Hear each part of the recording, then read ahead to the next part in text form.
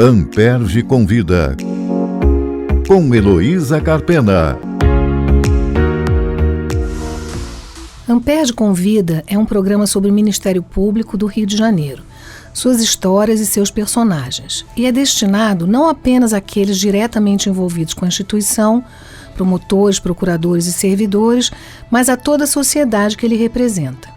Em linguagem simples e direta, vamos tratar de temas relacionados à atuação do MP, entrevistando os protagonistas dessa história. Eu sou Heloísa Carpena e convido vocês a acompanhar esse podcast semanalmente. Um novo episódio vai ao ar nos tocadores e no dial da Rádio Roquete Pinto. No episódio desta semana, vamos conversar sobre um tema que não integra propriamente a atividade fim do Ministério Público, mas nem por isso é menos importante. Inteligência e segurança institucionais são atividades de apoio essenciais ao trabalho de promotores e procuradores e da própria chefia institucional. E para falar sobre isso, convidamos a promotora de justiça Elisa Fraga de Rego Monteiro, que foi coordenadora da CSI, que é a Coordenadoria de Segurança e Inteligência do MPRJ, por 7 anos. Coordenou comitês e grupos de trabalho no CNMP, professora de Direito Penal e atualmente é titular da 2ª Promotoria de Justiça de Investigação Penal de Bangu e Campo Grande. Boa tarde, Elisa. Muito obrigada por aceitar o nosso convite. Boa tarde, Heloísa. É um prazer estar aqui e aceitar esse honroso convite da Amperge Convida. Imagina. Nós vamos falar então sobre, como eu anunciei, inteligência institucional. O que é isso? Explica para nós. Bom, a atividade de inteligência, como outras desempenhadas nos órgãos administrativos do Ministério Público, ela serve de apoio aos membros do Ministério Público, né? Todos procuradores, promotores e, em especial, ao Procurador-Geral de Justiça. A atividade de inteligência hoje, na atualidade, ela existe em várias instituições públicas e privadas. É uma forma de se estabelecer uma parceria com outros órgãos públicos, no nosso caso em especial, e de estabelecer também um fluxo de informação muito importante para o exercício da atividade fim do Ministério Público. Então, temos uma coordenadoria que é uma agência de inteligência, e o que nós fazemos? Nós coletamos ou buscamos dados, analisamos esses dados, e aí produzimos conhecimento a partir da análise desses dados que auxiliam o órgão decisor no seu exercício diário de trabalho, nas tomadas de decisões. Então, é um dos órgãos de assessoramento dos membros do Ministério Público. Entendo. Vocês têm, a CSI tem, melhor dizendo, uma estrutura, então, grande, né, para dar conta de todas essas funções que você mencionou. Né, apoio à investigação e uma série de outras ações também relacionadas à própria segurança, né, de membros e das instalações. Exato. Você pode mencionar algum episódio que ilustra essas atividades? Posso. Na área de inteligência, digamos assim, né? Nós praticamos o que a gente chama de ciclo da inteligência. A partir dos dados, analisamos e produzimos o conhecimento. Nós temos, por exemplo, dentro na CSI, uma divisão de inteligência, uma divisão de segurança institucional e 3 laboratórios, né? Todos trabalhando integrados. Por exemplo, na área de inteligência, dentro da divisão de inteligência, nós temos uma unidade de inteligência do sistema prisional, que faz um trabalho pioneiro no Brasil e em alguns ministérios públicos tem sido copiado, que é uma estrutura em que nós colocamos analistas de inteligência oriundos da Secretaria de Administração Penitenciária, especializados em inteligência prisional, para trabalharem juntos de assessores jurídicos, porque lá não tem esse nome de assessor jurídico, porque o coordenador não é promotor natural, né, de nenhum caso. E juntos nós fazemos o monitoramento, buscando dados de inteligência e analisando o monitoramento de lideranças criminosas. Dessa forma, são lideranças criminosas que estão no sistema prisional fluminense e algumas estão no sistema prisional federal. Essas lideranças são todas monitoradas e nós produzimos relatórios para os promotores de investigação penal, para os promotores criminais dos casos desses homens que são lideranças criminosas de Comando Vermelho, Terceiro Comando, milícias, como também assessoramos os promotores, assessora, né? Eu não estou mais lá, mas assessora promotores de execução penal. De modo que os projetos dessas pessoas de fuga, projetos de tomada de território aqui fora, de ordens para eliminar um inimigo, enfim, todos esses atos são, de uma certa forma, monitorados através da atividade de inteligência exercida pela CSI. Outro, nós temos lá um mapa eleitoral, em que nós acompanhamos quem são os candidatos que têm alguma vinculação com facções criminosas, né? Para que os promotores eleitorais possam se valer dessa informação. Então, são várias atividades. Nós fazemos reconhecimento de local, levantamento de determinadas pessoas que são alvos, que estão sendo investigados, enfim, é uma atividade muito rica. E diversa, né? Muito variada, pelo que você mencionou, são assuntos completamente diferentes. Então, deve ter um corpo de funcionários grande. Então nós temos... porque eu fui a 6ª coordenadora e o Eduardo Campos agora é o 7º. E eu costumo dizer que cada coordenador colocou algum tijolo importante lá. Então, nós tivemos a oportunidade de estabelecer um convênio com o governo do Estado. E nós temos policiais militares cedidos, um número muito bom. Nós temos policiais penais também e policiais civis. Então, e funcionários também nossos. Além disso, nós temos os nossos técnicos periciais, um laboratório de análise de evidências digitais, de áudio, vídeo, que apoia a atividade fim dos promotores e procuradores. Temos um laboratório de combate à lavagem de dinheiro e corrupção, que conta com analistas, com pessoas formadas em direito, economia, contador. E existe também a DEIC, que é a Divisão Especial de Investigação de Inteligência Cibernética, que trabalha com dispositivos eletrônicos e com conteúdo em nuvem, quebras telemáticas, telefônicas, enfim. Então, ali há um conjunto de capacidades de pessoas com competências diversas, conhecimentos diversos, para proverem os promotores de um assessoramento de muita qualidade. Sim, isso me leva à minha próxima pergunta. Quem é a sua clientela? Porque a gente associa, eu pelo menos, né, não conheço muito esse assunto, inteligência com a investigação criminal. Mas não é só o promotor criminal que recorre à CSI, correto? Eu diria clientela da CSI, né? Eu não sou mais coordenadora da CSI. Hoje em dia é o colega Eduardo Campos.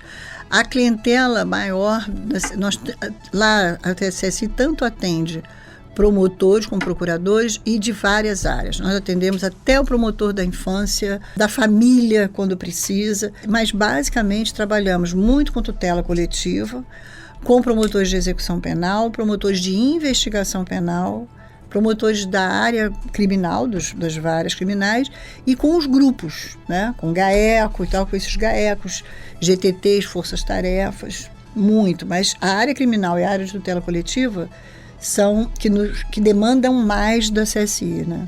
Então, os promotores encaminham as solicitações para casos específicos, isso? Exatamente. E tem há também, em paralelo a isso, um programa desenvolvido regularmente pela CSI ou não? A demanda é muito grande, sempre foi muito grande, hoje em dia deve ser também bem grande. A CSI passou por um período de um projeto um programa de incremento tecnológico muito grande, e adquiriu equipamentos e softwares de qualidade. E como é que a gente faz isso? Lá eu, né, e acredito que o colega que está lá, faz um controle de demanda, de maneira que possa atender, na medida do possível, a todos que chegam. Eles utilizam um formulário para fazer os pedidos dele. É comum, às vezes, o colega ou o grupo ter um mesmo caso em vários setores da CSI. Por exemplo, é possível, como nós trabalhamos no caso Marielle lá, né, na época, e ainda hoje se tem trabalho. Mas, por exemplo, todos os setores, nós tínhamos no setor de combate à lavagem de dinheiro e corrupção, pedidos, demandas direcionadas, na divisão de inteligência cibernética, na análise dos vários vídeos envolvendo o caso, no setor de inteligência, no setor de segurança institucional, que já lá naquela época a gente provia segurança de promotores que estavam trabalhando no caso. Enfim, então é uma gama de serviços que a CSI presta que não existe nada igual em nenhum outro Ministério Público do Brasil. Eu conheço porque eu rodei todos os ministérios públicos e conheço muito trabalhando no CNMP, no Ginecoc. Eles iam e ainda vão muito no Ministério Público do Rio de Janeiro, na CSI, para adquirir experiência, copiar boas práticas e estabelecer parcerias e evoluíram muito. Os ministérios públicos no Brasil todo evoluíram muito, mas ainda falta para chegar ao que é a CSI. É um motivo de orgulho, né, para o Rio de Janeiro. A gente fala tantas coisas negativas, vamos falar coisas positivas também. Vimos isso aqui no programa. No caso, o exemplo do consumidor vencedor, o exemplo do programa de localização de desaparecidos, o projeto saúde mais legal, enfim, é muito interessante que o Rio seja, né, um celeiro de ideias, assim, em várias áreas tão especializadas, muito bom. E a CSI se tornou uma agência, não é isso, Elisa? Uma agência de inteligência.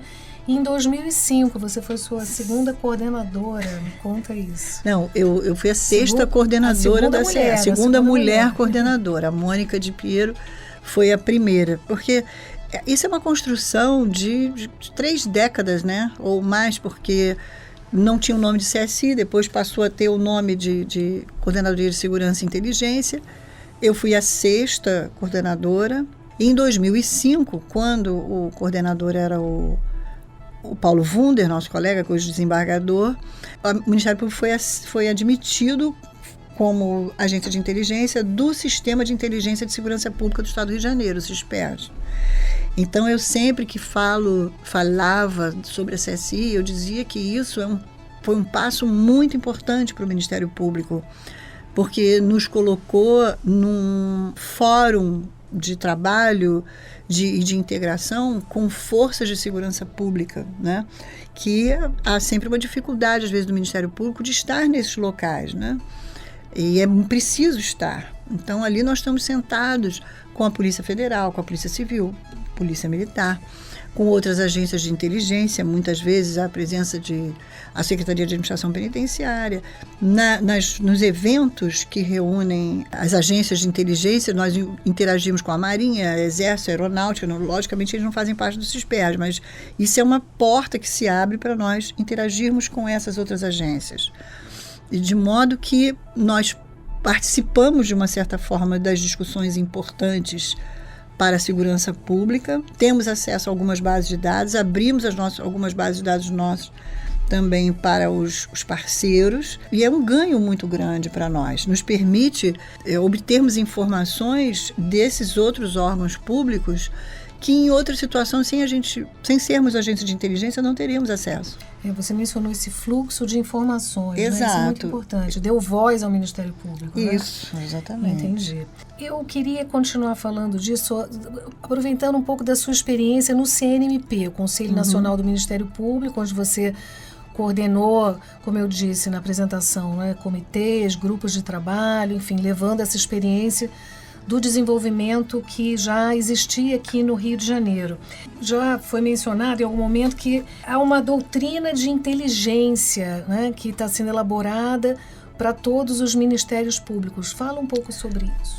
E sempre havia um projeto. Eu fui coordenadora do GT Inteligência e do Ginecoc. O Ginecoc é o Grupo Nacional de Combate às Organizações Criminosas, que reúne os coordenadores de inteligência do Brasil todo, dos ministérios públicos, e os coordenadores de GAECO. Então, mas como o Ginecoc ele é vinculado aos CNPG, que na realidade é uma reunião de PGJs, ali, desenvolver a doutrina ali seria muito difícil, até para poder vincular todos os ministérios públicos ao cumprimento dessa doutrina. A atividade de inteligência já estava disseminada no Ministério Público brasileiro, porém nós usávamos doutrinas de terceiros. Nós usávamos aqui no Rio de Janeiro, nós usávamos a doutrina de segurança pública do Estado do Rio de Janeiro, não a nossa própria doutrina. Então, no CNMP surgiu o projeto de se criar uma doutrina própria que fosse que fosse seguida por todos os ministérios públicos. Então, se criou uma comissão, foram chamadas pessoas especializadas, né, na matéria, tanto do GINECOC como do CNMP, coordenadores de inteligência bastante experientes, né, cada um na sua área, e se montou um projeto, né, para desenvolver a doutrina de forma que todos sigam. E uma agência de inteligência que se preze, na realidade, ela tem que ter uma doutrina a ser seguida. E tem que se criar, ela tem que fazer parte de um sistema.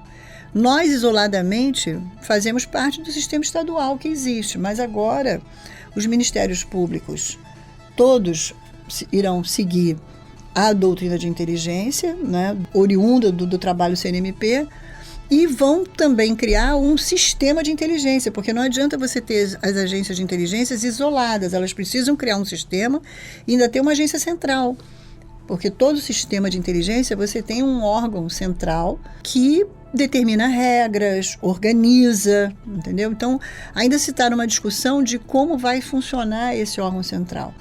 Se esse órgão central vai ser um órgão itinerante, por um período um MP vai assumir essa responsabilidade, ou se vai reunir alguns representantes das agências, alguns ministérios públicos, e se fazer isso no CNMP, ainda está isso em discussão. Eu estou entendendo, então, que a doutrina compreende normas e procedimentos que vão ser adotados de forma padronizada. Exatamente. Então, isso é uma espécie de compliance, não é? Compliance público. Isso. E se fala nesses termos, quer dizer, você estava falando, descrevendo, e eu pensando aqui, uma das preocupações importantes deve ser a segurança de dados, né? Porque vocês conseguem, nessa rede entre as várias autoridades públicas, vocês conseguem reunir um manancial de informações sensível, né? E muito grande, sensíveis. E aí, quais são as medidas preconizadas para proteger esses dados? A agência de inteligência, dentro do Ministério Público, primeiro que ela tem uma posição bem diferente de uma agência de inteligência de uma força de segurança pública.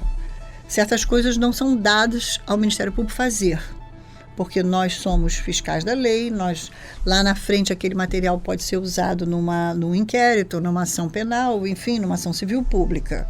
Então, certas condutas não nos é permitido, que nós sabemos que são feitas em agências de segurança pública, que faz parte da atividade deles. Então, para preservar esses dados, a primeira coisa importantíssima é a seleção de pessoal. Quem vai trabalhar conosco, né? Quem vai? Que pessoas são essas? Existem certas características. Não é qualquer agente da CSI que tem condições de trabalhar na área de inteligência. Ele pode ser excelente na segurança nacional, mas ele não tem o perfil. Então, existe todo um perfil, todo um levantamento, um estudo social, investigação social que se é feito sobre aquela pessoa.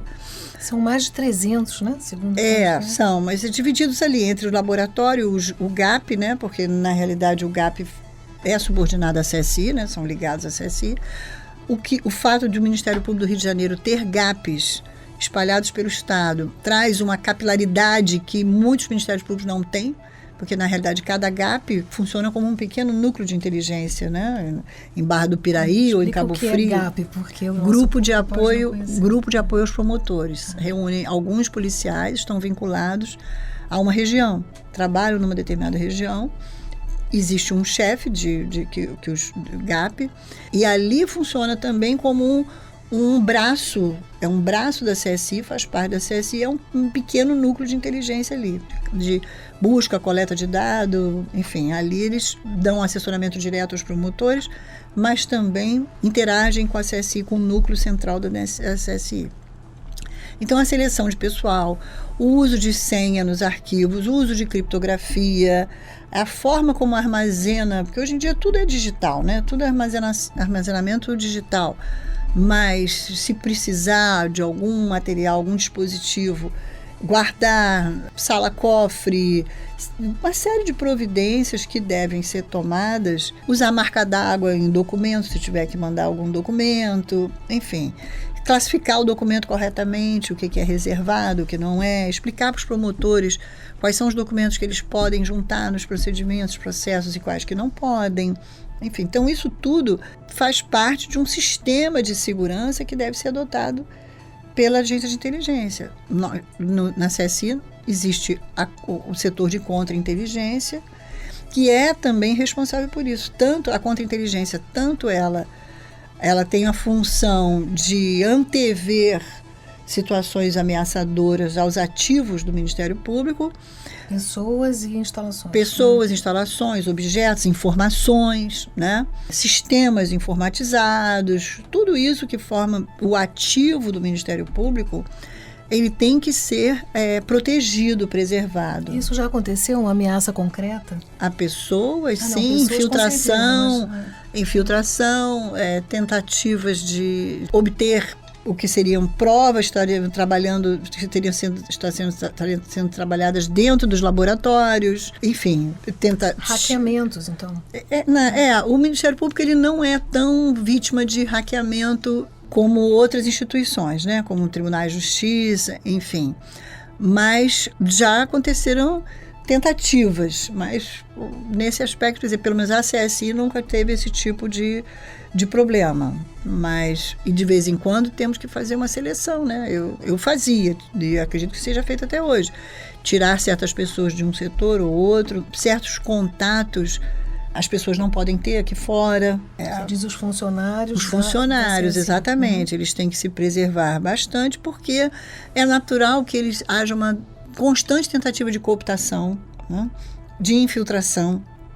E isso o Ministério Público, todos os Ministérios Públicos têm que estar muito atentos e não subestimar isso. Eu costumo dizer que, às vezes, os colegas, eles podem, assim, do Brasil todo, não é daqui, eles não têm muito sentido de segurança nacional, né? Eles parece que não trabalham no Ministério Público, parece que trabalham, eu costumo dizer, parece que trabalham na Natura, né? Também assim, acho que a Natura tem que tomar tanto cuidado com as fórmulas dela, né? Enfim, então nós temos que nos precaver sobre isso, entendeu? Temos que tomar certos cuidados, porque nós estamos bastante expostos. Sim, e os promotores também, né? Eles podem solicitar, pelo que eu entendi das suas respostas, algum dado ou conjunto de informações para a instrução de um processo, um procedimento que ele esteja trabalhando, que esteja a seu encargo, mas também providências em relação à sua própria atuação e vida pessoal. Exato. Não é? Exato. Um promotor que vai para um novo lugar, acho que você tinha contado uma história. Por exemplo, nós já tivemos casos, foi muito assim, porque eu tinha chegado há pouco tempo, eu acho, lá na coordenação, e um colega assumiu uma titularidade numa comarca do interior, mas o interior é próximo, né? E grande, e significativa também para a segurança pública. Então ele fez a seguinte demanda: eu gostaria que você me fizesse um levantamento dessa cidade. Como é que é essa cidade? Quem são as pessoas nos órgãos públicos com quem eu vou lidar? Quem é quem eu posso confiar, quem eu posso interagir, se estão respondendo a algum processo, se tem inquérito, se tem alguma coisa contra eles, se tem envolvimento com tráfico, com milícia. Eu preciso saber que terreno eu estou pisando. Então nós fizemos um trabalho e ele elogiou o trabalho depois, ele gostou e elogiou muito esse trabalho. Então, às vezes, assim, como nós trabalhamos não só por demanda, mas de ofício também, nós nos antecipamos e levamos a informação ao colega: olha, está acontecendo isso, olha na sua área, cuidado, tem uma liderança assim, assado, vai acontecer essa determinada coisa, você vai ter um julgamento, um júri, a gente sabe do que dessa influência, dessa ou essa liderança. Então, há um infinito a ser perseguido pela CSI em termos de demanda, porque isso tudo vai depender muito também da criatividade do colega, né?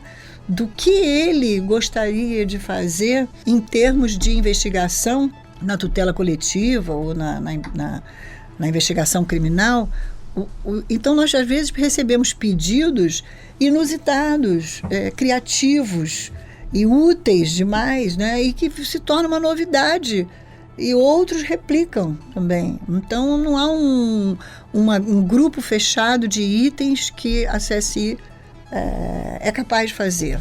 Eu acho que, pelo menos quando eu fui coordenadora, quando eu recebia as demandas, os pedidos, o que me passava primeiro na cabeça era assim: eu vou tentar atender. Como, não sei, mas eu vou dar um jeito de atender. sabe? Se for possível, eu vou atender, porque o colega precisa, e é muito bom você ver que você ajudou um colega, porque na realidade os promotores não são obrigados a se valer da CSI. Eu costumo dizer, é um serviço que está à disposição. Nós estamos falando muito do trabalho dos promotores, mas a CSI... Dos procuradores desculpa, também. eu falei... procuradores e promotores, mas eu queria mencionar também o trabalho que vocês fazem, que a CSI faz, para a chefia institucional. Essa, também. Né, municiando de informações para tomada de decisões. Exato. Você lembra Muitas de vezes, episódio, não. assim? Sim, muitas vezes, em questões que nós tivemos, nós tivemos a intervenção federal, nós tivemos o caso Marielle, nós tivemos uma série de episódios que a administração passou, a chefia institucional passou durante o período que eu estive na coordenação. Então, nós tivemos a Copa do Mundo com o problema das torcidas que tentaram invadir, nós tivemos manifestações, enfim, prisões de governadores, né? Foi uma administração assim, eu acho que tanto a primeira fase com o Dr. Marfan, como a segunda com o Dr. Gussen, foram bem movimentadas, né? Digamos assim. Foi bem movimentado. Então, nesses casos todos, a CSI estava presente, dando um assessoramento, buscando ou coletando informações, analisando informações e transmitindo para os procuradores gerais a sua análise do que determinado fato estava acontecendo. Muitas vezes o procurador-geral está interagindo com uma determinada autoridade. Ele precisa saber se há algum problema relacionado a algum assessor da autoridade, enfim, ele precisa saber aonde ele está pisando, né? Então, a CSI se presta a esse tipo de assessoramento. Qualquer agência de inteligência, a função dela é municiar o decisor de dados, de informações. Ela não dá opinião. A Coordenadoria de Segurança e Inteligência, ela não é a função dela. A função dela é passar as informações e o chefe institucional ou o procurador de justiça, o promotor de justiça que for destinatário dessa informação, tomar a melhor decisão. Esse foi o Amperde Convida. Toda terça-feira, um novo episódio vai estar disponível no site da Rádio Roquete Pinto, no site da Amperde e no Spotify. Se você gostou desse episódio, curta, comente, compartilhe. Muito obrigada, Luísa. Amperde Convida, com Heloísa Carpena.